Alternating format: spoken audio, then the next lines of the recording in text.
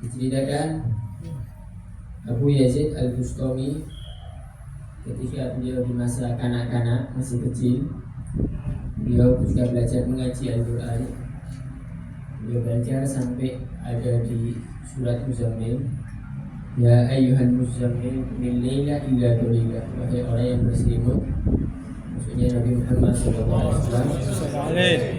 dirikanlah sholat di malam hari. Ini perintah awal, belum diperintahkan qiyamul lail. Perintah bangunlah di malam hari untuk mendirikan ibadah sholat illa qalila, kecuali sedikit.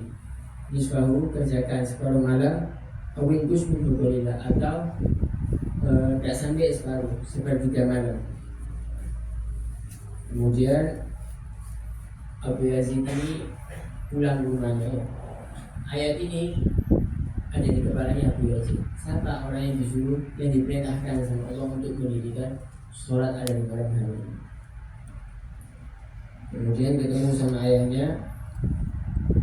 Dia tanya, wahai ayahku, siapa yang diperintahkan sama Allah Subhanahu wa Ta'ala untuk sholat ada di malam hari ini? Ayahnya menjawab, yang dimaksud di ayat itu adalah Nabi Muhammad SAW. Kamu tidak kira mampu, saya dan kamu tidak kira mampu untuk ibadah separuh malam, beribadah kepada Allah Subhanahu wa Ta'ala. Itu perintah untuk Nabi Muhammad SAW. Kemudian di surat itu dijelaskan bahwa ibadah minal ladina ma'a, dan orang yang bersama kamu, kelompok kamu, maksudnya sahabat Nabi Muhammad SAW, juga diperintahkan untuk mendirikan sholat ada di malam hari. Kemudian ya Abu Yazid ulang lagi ke ayahnya, tanya, wahai ayah, siapa kelompok ini yang diperintahkan mendirikan qiyamul lail bersama Nabi Muhammad SAW? Kemudian ayahnya jawab, itu maksudnya sahabatnya Nabi Muhammad SAW. Sahabatnya Nabi juga diperintahkan untuk qiyamul lail sebagaimana Rasulullah SAW juga diperintahkan qiyamul lail. Kemudian Abu Yazid ini anak kecil, ya subhanallah, anak kecil, masih kecil, dia ini ngomong, Abu Yazid ini ngomong sama ayahnya, wahai ayahku, kalau kami ini tidak seperti Nabi dan tidak seperti sahabatnya Nabi, berarti apa? Qiyamul lail, kemudian kami mau nyuruh siapa? Kami mau nyuruh saya. Rupanya omongannya Abu Yazid ini membekas dalam hati ayahnya. Akhirnya di malam hari ayahnya bangun qiyamul lail. Ketika ayahnya bangun qiyamul lail, Abu Yazid ini bangun tiba-tiba. Bangun keluar dari kamar gitu, mau ikut qiyamul lail sama ayahnya. Kata ayahnya, wahai anakku, itu dulu masih kecil. Nanti qiyamul lailnya kalau sudah mulai besar, ini mulai qiyamul lail. Sekarang ini istirahat dulu. Katanya anaknya, biarkan. Tidaklah kamu membiarkan saya ikut sama kamu. Kalau kamu larang, saya mau ngomong sama Allah. Taat kepada Allah, saya akan qiyamul sama ayah saya, tidak boleh qiyamul lail. Katanya ayahnya, oh kalau kamu mau wadul sama Allah, ya saya tidak berani. Terus ayo bikin sama saya. Kalau kamu mau mengadukan kepada Allah, ya saya tidak berani. Ayo sekarang bareng-bareng qiyamul lail. Ini subhanallah, kadang-kadang anak kecil omongannya bisa ya, ilmunya tidak berhenti ada di kita, tapi wujud dalam perilaku, wujud dalam perilaku.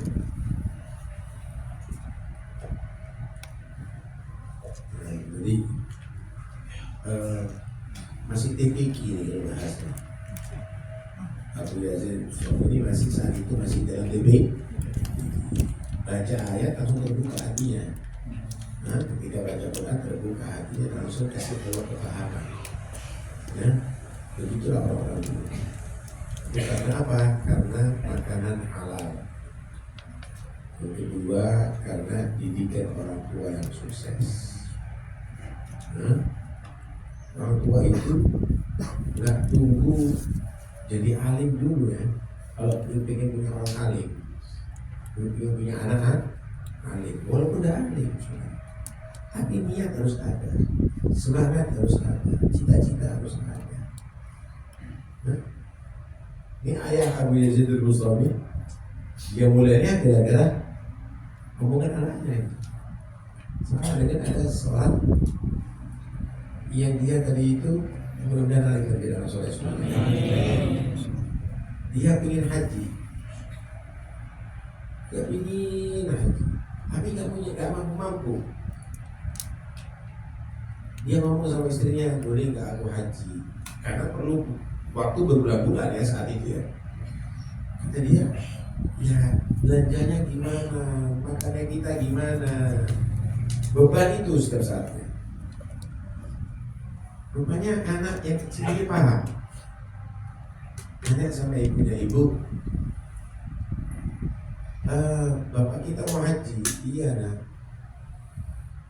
Kenapa kok dilarang? Nah, kita gimana? Bu, apa nak? Kita perlu biaya untuk hidup ini selama tinggal. Yang memberi rezeki bapak kita atau Allah, bu? Allah. Kalau begitu bapak kita sama-sama seperti kita yang memakan rezeki. Iya. Yang memberi rezeki nggak meninggalkan kita, yang meninggalkan kita sama-sama memakan rezeki, pak. Bukan. Iyalah ayah berangkat sana. Allah tidak akan meninggalkan kita. Ya, kira terbuka hati. Akhirnya terbuka hati. Tahukah Anda setelah kejadian itu? Di situ ada amir atau sultan yang hobinya berburu. Satu saat karena kehabisan air, karena kelelahan, dia istirahat ada di terasnya si rumah orang yang soleh tadi itu.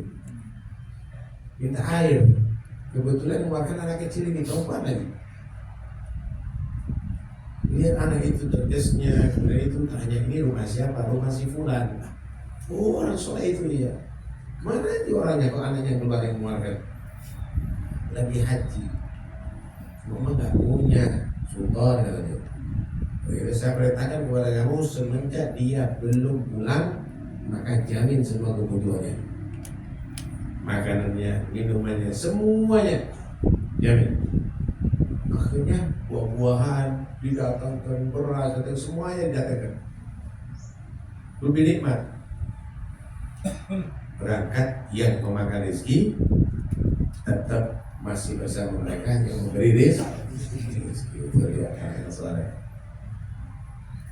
Satu lagi pernah kejadian ada seorang keluarga punya anak yang soleh, miskin.